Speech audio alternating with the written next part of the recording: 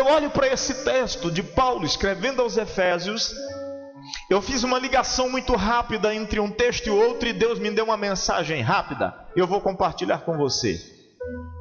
Pastor, muito se ouve falar no poder de Deus, no poder que Deus opera, na forma que Deus age, na forma que Deus trabalha, na forma que Deus manifesta, mas muitas vezes nós não vivemos a manifestação desse poder. Por quê? Eu vou te responder essas perguntas baseado no texto que nós lemos lá em 2 Reis. Quantos estão com a Bíblia aberta? Amém? Então vamos lá. Mantenha aí em 2 Reis aberto, capítulo 5, que eu vou ler com você os textos e vou te mostrar o que Deus me revelou nesta noite. Olha o que diz o verso 1. Naamã, comandante do exército do rei da Síria, era muito respeitado e honrado pelo seu senhor, pois por meio dele o Senhor dera vitória à Síria. Mas esse grande guerreiro ficou leproso. Verso 2 diz: ora, tropas da Síria haviam atacado Israel e levado cativa uma menina, diga uma menina, que passou a servir a mulher de Naamã, diga que se tornou escrava. Alguém está esperando alguma coisa de uma escrava? Mas olha o que diz o verso 3. Um dia ela disse à sua senhora: se o meu senhor procurasse o profeta que está em Samaria, ele seria curado dessa lepra. Uau! Sabe por que o poder de Deus muitas vezes não opera em nós? Porque nós estamos esperando coisas grandes acontecerem, e Deus está trabalhando através de coisas pequenas. Entusiasmada. Deus trabalha através de coisas. Olha aqui para mim, a primeira coisa que eu quero que você entenda nesta noite: porque muitas vezes nós não vivemos o sobrenatural de Deus, porque nós não aceitamos as possibilidades que Deus apresenta para nós. Às vezes as possibilidades que Deus apresenta para nós frustra a nossa expectativa. Frustra a nossa expectativa. Nós estamos esperando algo grande acontecer. Nós estamos esperando algo miraculoso acontecer. Esse homem era capitão do rei do exército da Síria. Esse homem era muito respeitado no meio do seu povo. E agora, quando eles vieram na primeira leva a Israel, trouxeram uma menina. Na segunda leva, melhor dizendo, de Israel, trouxeram uma menina. E aí, o capitão chegou em casa e disse assim: esposa, você está precisando de alguém para te ajudar, não está? Sim, eu trouxe uma escrava de Israel que vai ser ajudante sua. Mas essa menina vem com um espírito entusiasmado lá da sua terra. Ela conheceu um profeta chamado profeta Eliseu, e ela chega dentro da casa de Naamã. E a Bíblia Sagrada diz que quando ela chega dentro da casa de Naamã, porque a serva, a escrava, não podia falar fora do seu tempo, mas ela está observando cada detalhe, ela está observando cada situação. Aí a Bíblia Sagrada diz que um dia ela chega na sua senhora, e pela lei eu quero entender que ela chega e diz: permissão para falar, minha senhora.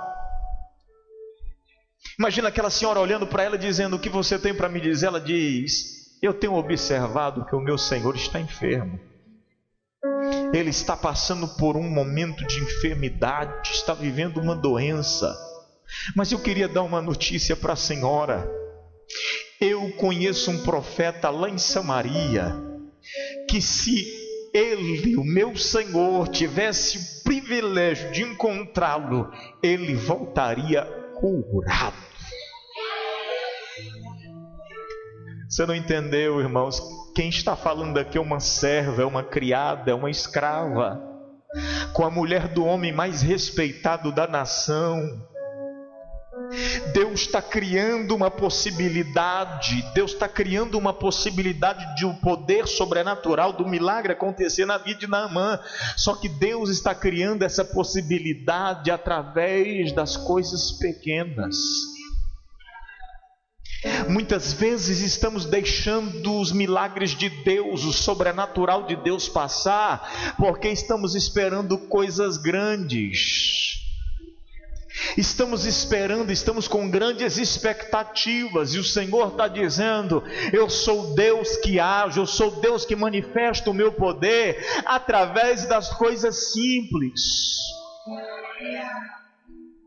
Um dos maiores evangelistas de todos os tempos, Jim Swaggart, teve o privilégio de ganhar um moço. O moço era um moço iletrado. O moço era um homem que não sabia ler nem escrever. Mas diz a história que esse moço, quando ele ouve Jim Swaggart pregar, ele grava toda a mensagem que Jim Swaggart pregou na sua cabeça. Olha aqui para você entender. E como Jim Swaggart na época recebia muitos convites, segundo o testemunho dele, alguns ele não podia atender, mas ele dizia: eu tenho um moço que aprendeu a pregar uma mensagem que eu prego. Se você aceitar, ele vai aí para atender o trabalho. E alguns pastores, talvez até de forma insegura, dizia: deixa vir. Aquele rapaz que era iletrado, que não tinha nenhum tipo de estudo, analfabeto, chegava e pregava aquela mensagem que ele decorou. Ninguém estava esperando grande coisa, porque não era Jim Swaggart que tinha ido, não era um dos maiores evangelistas do seu tempo que estava pregando, era um moço analfabeto que subia em cima de um púlpito. Mas quando ele terminava de pregar aquela única mensagem que ele aprendeu, dezenas, centenas e até milhares de almas vinham chorando aos pés do Senhor e se ajoelhavam aos pés do altar dizendo: eu quero esse Jesus. Quantos estão entendendo? O grande problema é que às vezes nós estamos esperando coisas grandes acontecerem para usufruir do grande poder de Deus.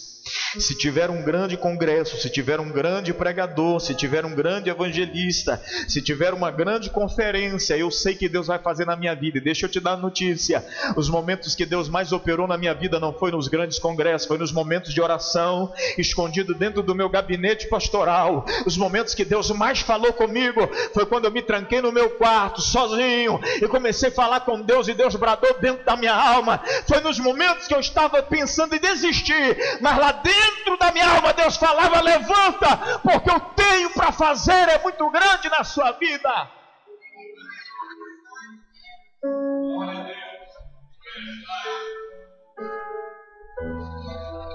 Talvez o que Deus tem para fazer na tua vida é hoje, é agora, mas você pode deixar passar por causa dos pequenos detalhes, porque nós não estamos numa multidão de 200, 300 ou 1000 pessoas. Não há um pregador aqui de renome. O que nós temos aqui somos nós, adoradores, diante da presença de Deus, e Deus dizendo: o poder já está dentro de vocês. Aramanda Gaia. Preste atenção comigo, irmãos. Vamos entender o conteúdo. A Bíblia diz que é uma escrava falando para a sua senhora. Aí a sua senhora vai chegar no seu marido e vai dizer: olha, a escrava falou. Não, irmão, você não está entendendo o contexto. Lembra da escrava que você trouxe? Sim. Ela me disse que tem um homem em Samaria que pode resolver o teu problema. Eu imagino na mão ele dizendo: quem? A escrava.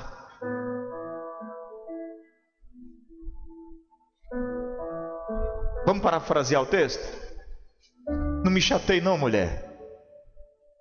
Estou parafraseando, não está no texto, tá? Tu vai dar moral para a conversa de uma escrava? Mas é Deus criando uma possibilidade. E uma vez que Deus está criando uma possibilidade, preste atenção nisso. E uma vez que Deus está criando uma possibilidade, nós precisamos abraçar.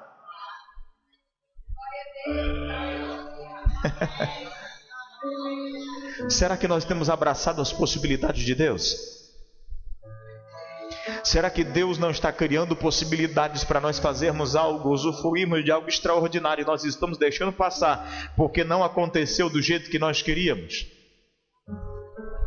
Porque não foi como no dia que o Mar Vermelho abriu, algo espantoso. Porque não foi aquela mega proposta que você imaginava, que a gente premedita algumas coisas. A gente faz uma pré-imagem de tudo que nós queremos alcançar. E aí Deus vai criando as possibilidades. E eu sou o responsável em abraçar a possibilidade que aparece. É uma escrava, irmão. O homem que eu estou falando é o homem mais conhecido e honrado em Israel, ou em Assíria. É o homem mais respeitado na Síria. A mulher ouve a empregada e aí imagina como dar notícia para o marido. O seguinte, a serva que você trouxe diz que nós pode resolver o seu problema. Ele esperava uma palavra do maior médico da Síria. Ele esperava uma palavra de qualquer com o mesmo nível de status, menos de uma escrava. Só que Deus está dizendo, eu vou criar uma possibilidade, eu quero ver se Ele vai abraçar a possibilidade que eu crio. Deus vai criar possibilidades para que o extraordinário, o sobrenatural, o milagre aconteça na sua vida. Cabe você enxergar a possibilidade que Deus está criando e dizendo, eu não vou perder a oportunidade.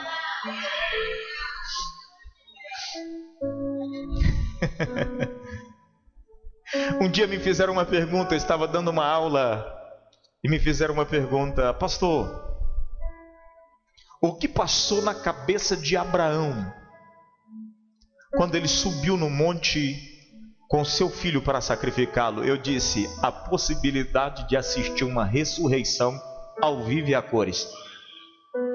Aí o aluno me perguntou, como? Eu disse, vou repetir. A possibilidade de assistir a ressurreição de alguém ao vivo e a cores.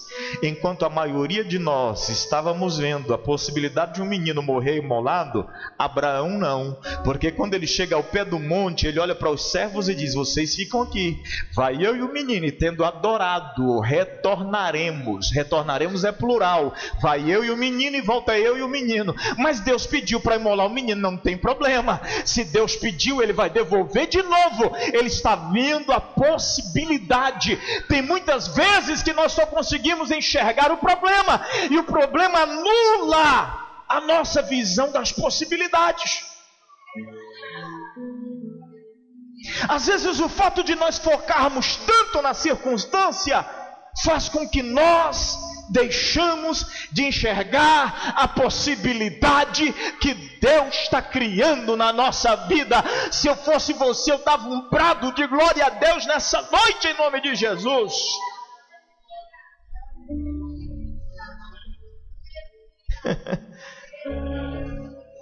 Quem está entendendo? Deus muitas vezes revela a sua vontade através de coisas pequenas. Você não entendeu? Deus muitas vezes revela a sua vontade, o teu querer e o teu poder através de coisas pequenas. Eu contei isso aqui, se eu não me engano, a semana passada. Eu tive uma crise no meu ministério muito grande. Mas não é uma crise porque eu passei uma bobeirinha, não, irmão. Eu só consegui entender por que eu vivi aquela luta intensa só alguns anos depois. Porque a gente quer entender luta na hora, você entende ela depois. Eu queria entender aquela luta, e quando eu quis entender, eu optei em desistir. Disse para minha esposa, hoje eu entrego a minha credencial para o pastor, não quero ministério. e haviam anunciado o pregador do culto, e eu disse: vou no culto. Eu nem para ouvir a mensagem. É para desistir mesmo. Me perdoem, o pregador anunciado daquela noite era um obreiro nosso da igreja, muito humilde mesmo, mas com nenhum nível de leitura e capacidade para ser um pregador. Eu disse: o que é que vai acontecer? O que eu vou ouvir lá que vai me motivar? E de fato, nenhuma parte da mensagem falou comigo. Mas quando ele pediu à igreja para se colocar de pé, ele disse: eu não sei por que eu vou ler esse texto, eu vou pregar outra coisa, mas Deus mandou eu ler. Apocalipse capítulo 3, verso 8: eis que eu pus uma porta aberta diante de ti, e mesmo tendo pouca força, não negaste o meu nome, não negaste a minha palavra. Verso 11: sê, pois, tu fiel. Deixa eu te dar uma notícia. Daquele dia em diante nunca mais passou pela minha cabeça a possibilidade de desistir, porque Deus criou uma possibilidade. A leitura do texto não durou 1 minuto, mas foi aquela possibilidade que eu abracei, e aquilo guinou meu ministério para onde eu estou hoje. Você precisa entender uma coisa: Deus vai criar possibilidades, cabe a você abraçá-las e entender que Deus está falando com você. Esse homem olha e diz assim: um profeta? Lá em Samaria? Quem falou foi a escrava? Mas é uma possibilidade. Diga para quem está pertinho de você: Deus vai criar possibilidades. Acredita e pega, ou duvida e larga. Ele acreditou e abraçou a oportunidade que Deus deu. Olha aqui, verso de número 4 diz: Naamã foi contar ao seu senhor o que a menina israelita dissera. O rei da Síria respondeu: vá, eu darei uma carta que você entregará ao rei de Israel. Então Naamã partiu, levando consigo 350 quilos de prata, meu Deus, 72 quilos de ouro e 10 mudas de roupas finas. E a carta que levou ao rei de Israel dizia: com esta carta estou te enviando o meu oficial Naamã para que o cures da lepra. Assim que o rei de Israel leu a carta, rasgou as vestes e disse: por acaso eu sou Deus, capaz de conceder vida ou morte? Porque este homem me envia alguém para que eu cure da lepra. Vejam como ele procura um motivo para se desentender comigo. Verso 8: quando Eliseu, o homem de Deus, soube que o rei de Israel havia rasgado suas vestes, mandou-lhe esta mensagem: por que rasgastes tuas vestes? Envia o homem a mim, e ele saberá que há profeta em Israel.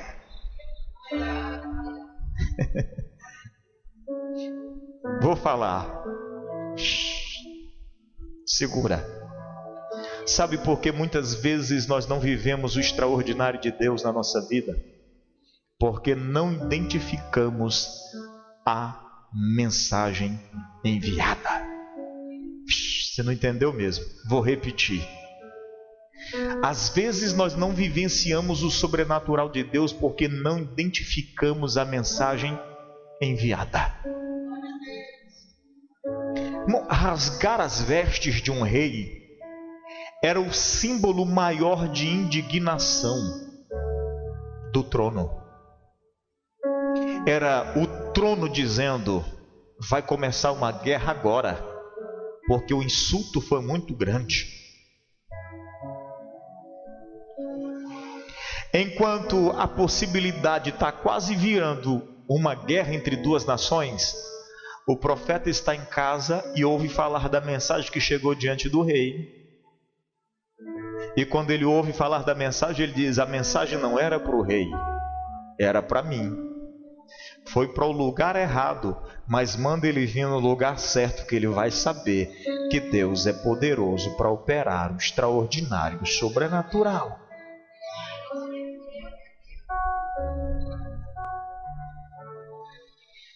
Será que você entende quando a mensagem de Deus é enviada? Eu vou perguntar de novo. Será que você entende quando a mensagem de Deus é enviada?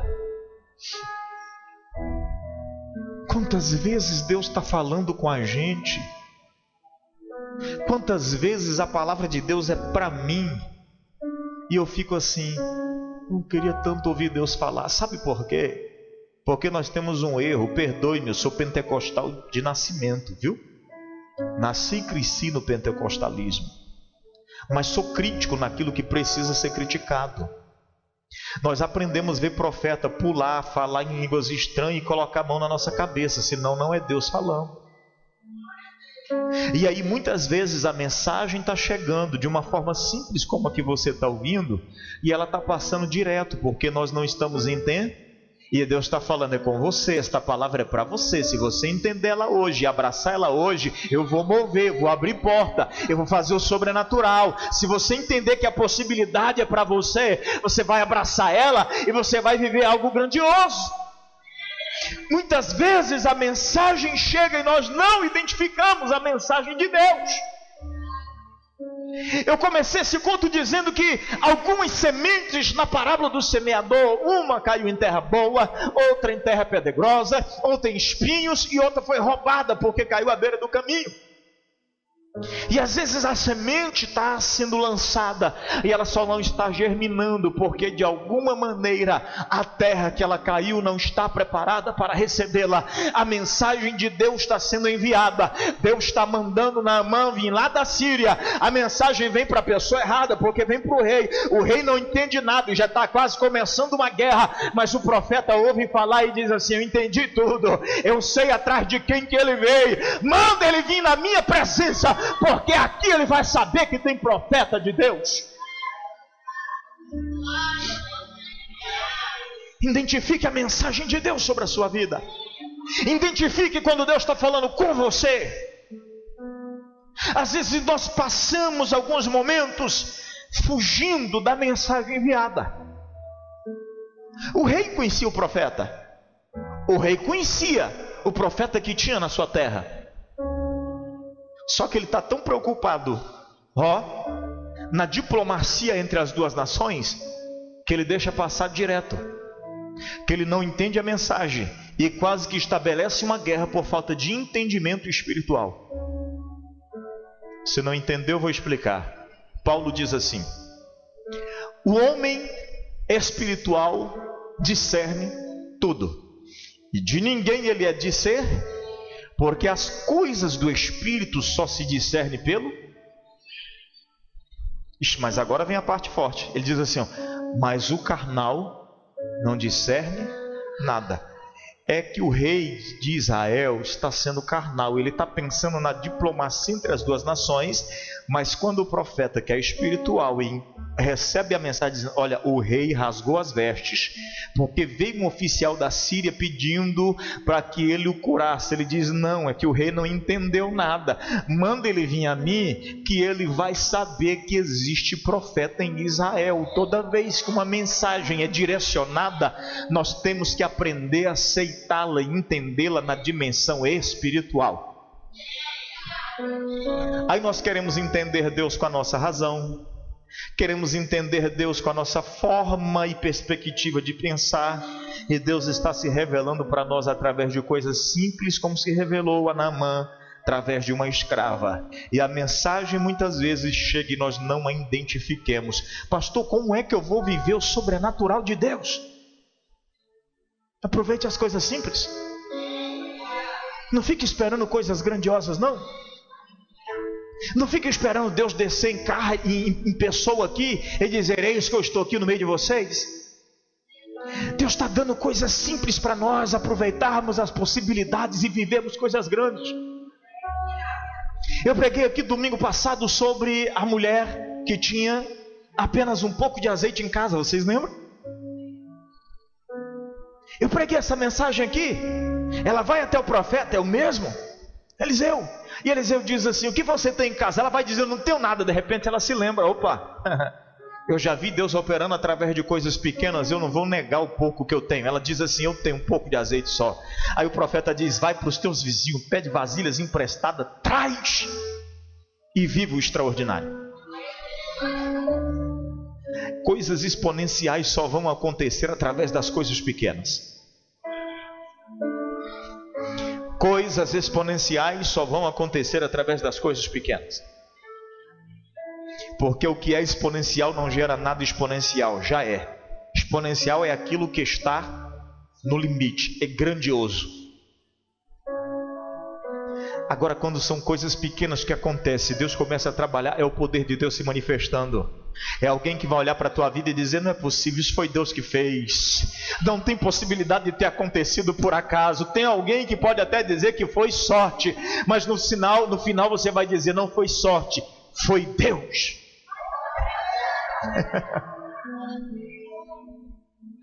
Jesus.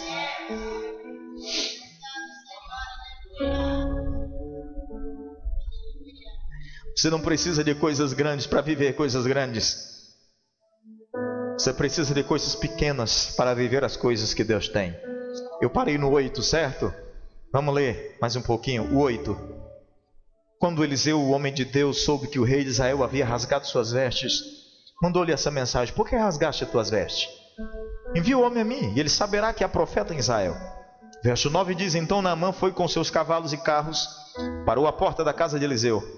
Eliseu enviou um mensageiro para lhe dizer: vá, meu Deus, vá, lave-se 7 vezes no rio Jordão, sua pele será restaurada e você ficará purificado.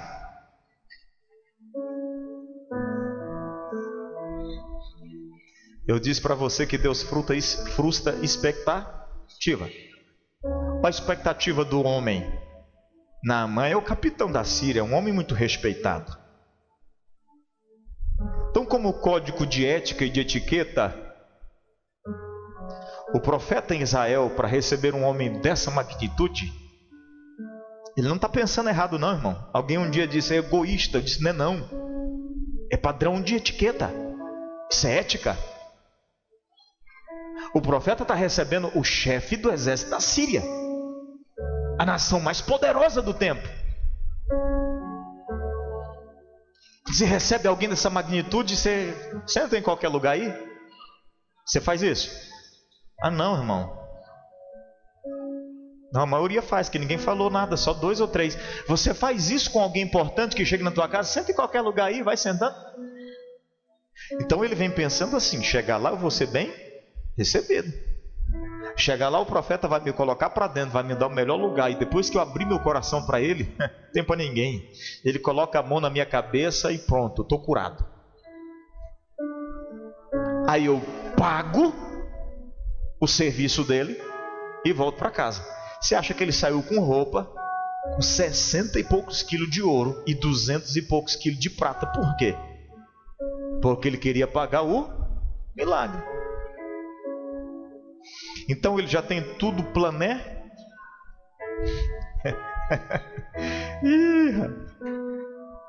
Mas aí quando ele chega na porta da casa do profeta, o profeta nem sai para atendê-lo. Manda o seu servo e diz: vai lá e diga para ele que antes dele chegar, o problema dele chegou. Manda ele descer no rio Jordão e mergulhar 7 vezes. Ah, irmão, contraria mesmo. Contraria qualquer um. Contraria qualquer um.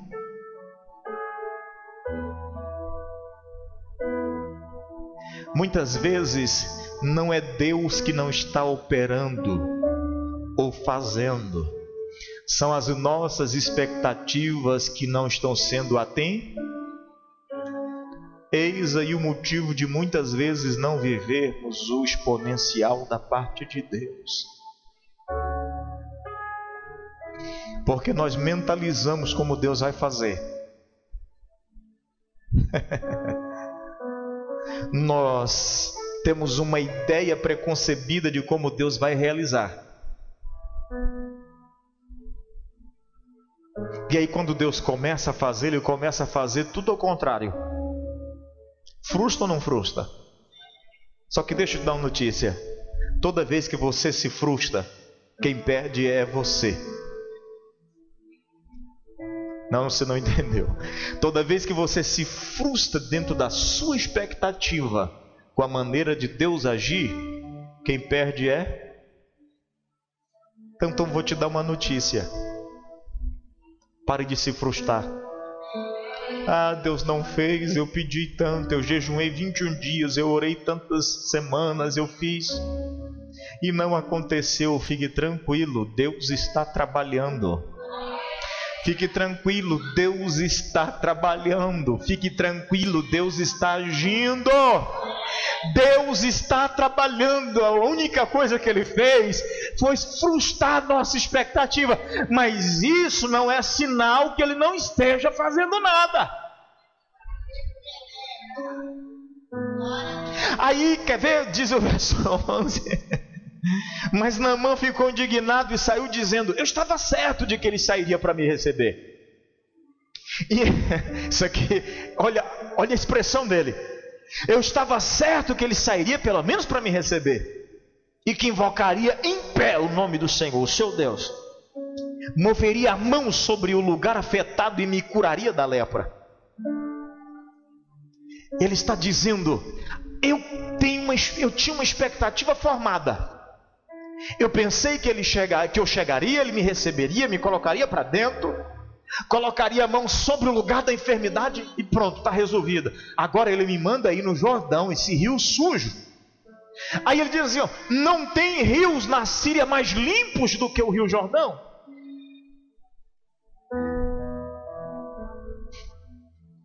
Só que Naamã tem um servo que é atento aos detalhes. E quando Naamã está querendo desistir com tudo e voltar para a Síria e dizer: meu rei, é o seguinte, o trem não deu certo. Sabe aquele negócio da cura? Resolvemos nada. O rei ficou bravo, rasgou as vestes, o profeta não me recebeu, vamos estabelecer guerra. Estou parafraseando o texto. Antes que ele tome essa decisão, tem um servo seu que é atento às situações. E aí ele corre até o seu senhor, Naamã, e diz assim: meu senhor, se o profeta te pedisse coisas mais difíceis, você não faria? E sim. Então por que o senhor não faz uma coisa tão simples como essa? Banhar no Jordão? Aí eu vou te falar. Às vezes nós não vivemos o extraordinário de Deus porque andamos com pessoas. Andamos com pessoas que não nos motivam a viver o sobrenatural de Deus. Eu vou fazer uma perguntinha aqui bem básica. Quem anda com você? Quem você anda arrastando na sua vida? São pessoas pessimistas que estão 24 horas dizendo que não vai dar certo? São pessoas negativas que estão dizendo: não, isso não vai acontecer não, isso é coisa daquele pastor lá, que vai nessa conversa não. Com quem você anda? Seja bobo não, vai nessa... Irmão, é os soldados de Naamã que estão com ele. E um capitão desse aqui não anda com menos de 100 soldados. No meio de 100 tem um, irmão Isaías, que observa os detalhes. Ele diz assim: nós viemos aqui por causa de uma possibilidade. Nós vamos desistir agora porque tem que banhar 7 vezes no Jordão? Que isso, meu senhor? Vamos lá, vamos ver o que acontece. Vamos ver no que vai dar isso aí. Quem sabe dar certo?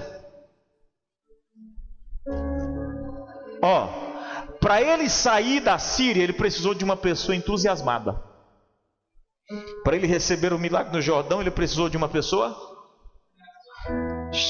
Vou perguntar de novo: com quem você anda? Com quem você está fazendo alianças? Com quem você está buscando conselho? Quem você anda ouvindo? Eu vou perguntar de novo. Quem você anda ouvindo? Me perdoe, mas eu preciso falar isso aqui. Sabe por que tem pessoas que hoje ele vive algo da parte de Deus e sai motivado, mas amanhã ele volta desmotivado? Porque dentro da igreja ele tem um tipo de aliança, mas fora da igreja, segura aí, eu vou encerrar. Senão vai apertar. É isso aí. As más conversações corrompem os bons costumes.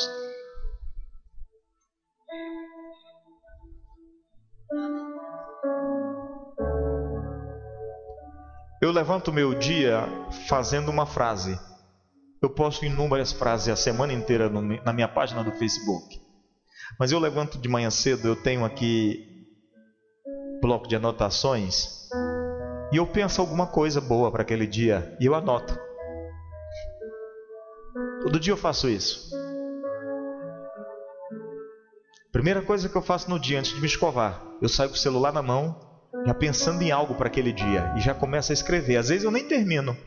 Escrevo uma, duas coisas, não consegui terminar, mas aquilo vai ser o meu norte durante o dia inteiro.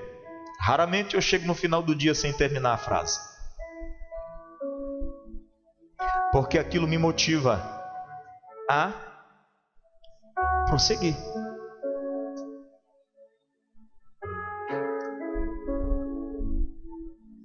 Você sabe que eu ouço coisas negativas o dia inteiro? Sim. Eu ouço coisas negativas o dia todo. De pessoas que falam comigo: nossa, pastor, você é muito corajoso nessa crise, abrindo a igreja. E se eu for olhar pelo ponto de vista humano, não é mentira não.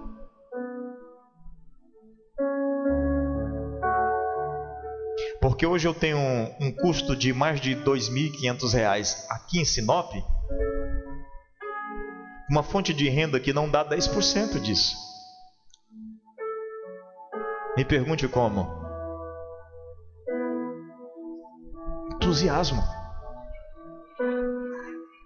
Alguém me procurou essa semana no meu gabinete e disse: pastor, um empresário, disse: me explica. Disse: pergunte, eu vou tentar explicar. Como é que o senhor consegue? Esse entusiasmo, filho. Mas não cansa? Eu disse: demais. Até para ser entusiasmado a gente cansa. Porque não é todo dia que eu levanto entusiasmado. Principalmente do dia 1º ao dia 10. Que minha folha de pagamento chega a quase R$8.000. É. Eu não levanto muito entusiasmado não, Maria. Esse é o dia que eu levanto com lágrimas no canto do olho já. E às vezes sem ter o que fazer, eu só entro no meu gabinete e fico falando com Deus a manhã inteira. Vou para lá e não resolvo nada, mas passo a manhã inteira falando com Deus. Porque eu preciso me entusiasmar.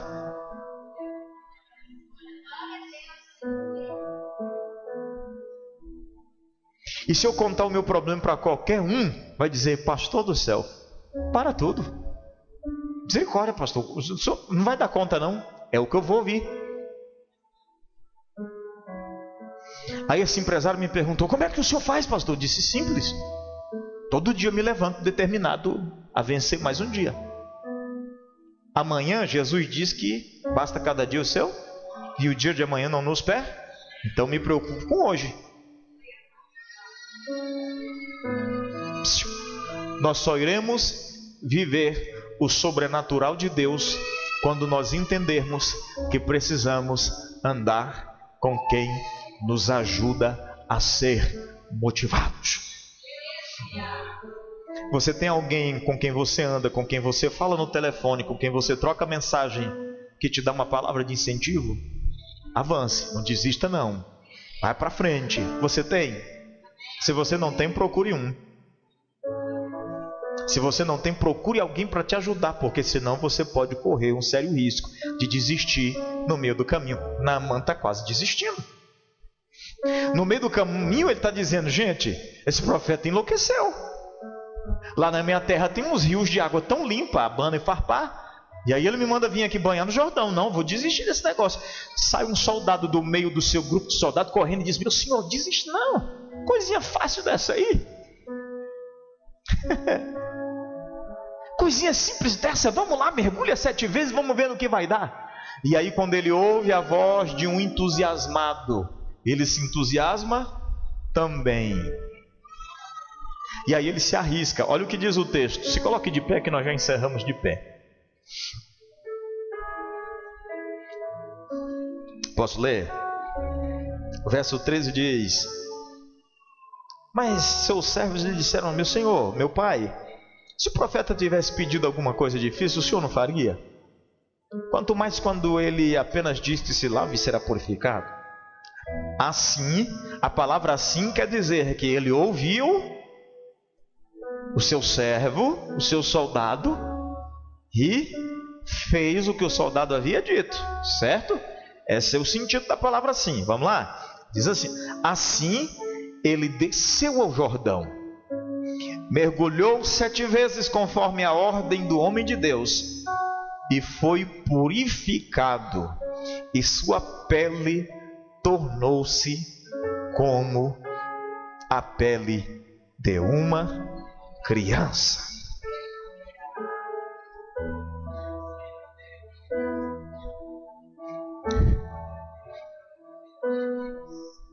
O problema aqui não é só tomar banho no Rio Jordão, é despir-se das suas indumentárias. Eu estou falando de um general do exército do maior país do seu tempo. As estrelas, as medalhas de honra vão ter que ser arrancadas antes dele descer, e todos os seus soldados vão estar de pé a Assis.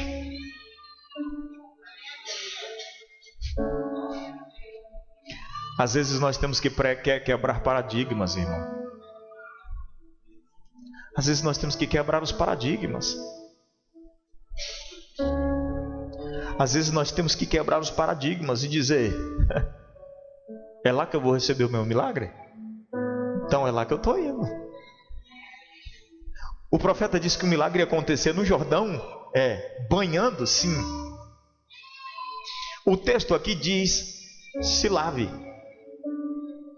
Mas a Bíblia hebraica, a Bíblia judaica diz: desce no Jordão e tome banho 7 vezes. Isso aqui é humilhante, irmão, para alguém que tem um nome que Naamã tem. Um servo sair na porta e dizer: vai se banhar 7 vezes, é a ordem do profeta.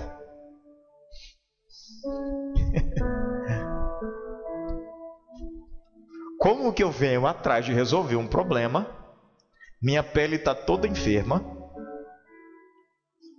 minha pele está toda cheia de ferida, e o cara me manda ir tomar banho. Não é humilhante? Mas é a voz do profeta. Você não entendeu? É a voz do... Eu vou perguntar um negócio para você. Não me tenha por ignorante, não. Quem tem sido a autoridade espiritual sobre a sua vida?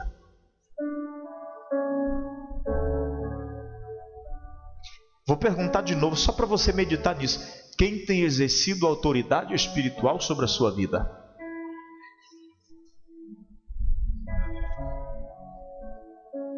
O problema em questão aqui não é ouvir o que o profeta disse, é se sujeitar ao que o profeta disse. A ordem do profeta era: se banha 7 vezes, coisa simples. Mas se sujeitar uma ordem desse nível, alguém com a minha estatura, alguém com meu nome, com meu status, ouvi um profeta que eu não conheço dizer: vai lá e se banhe. Vou perguntar de novo: quem tem sido autoridade espiritual sobre a sua vida? Tem um livro do pastor Fabiano Paternidade bem resolvida, que fala sobre a paternidade espiritual. Você percebeu que na NVI aqui, quando um soldado se dirige ao seu capitão e diz, meu pai, eu li aqui com você, ele diz, meu pai, ele está dizendo, você exerce autoridade sobre a minha? Quando o profeta dá uma ordem e Naamã está atendendo a ordem do profeta, obedecendo, ele está dizendo, esse cara está exercendo função de pai na minha vida. A igreja brasileira tem perdido muito porque não entendeu sobre paternidade espiritual. Vou repetir, a igreja brasileira perdeu muito porque não entendeu sobre autoridade espiritual. Eu recebi alguém no meu gabinete há poucos dias e começou a falar mal do pastor da sua igreja e disse, pastor, não quero ficar lá. Eu disse, irmão, eu só quero te pedir uma coisa, por favor. Se você não quer ficar lá, não é problema seu, eu te recebo aqui com muito carinho. Mas o que você está fazendo está traindo uma maldição muito grande sobre a sua vida. Porque enquanto esse cara tiver com a autoridade de pastor sobre aquela igreja, ele é o pai espiritual daquela igreja. Goste você ou não. Não toque, porque você vai atrair sobre a sua vida maldição. Eu disse para a pessoa, você quer vir para cá debaixo da bênção? Ele disse, eu quero, pastor. Eu disse, então vai lá, pede perdão para ele. Resolve o seu problema pessoal com ele. Porque eu só vou conseguir exercer paternidade sobre a sua vida quando você tiver resolvido o problema com o seu pastor.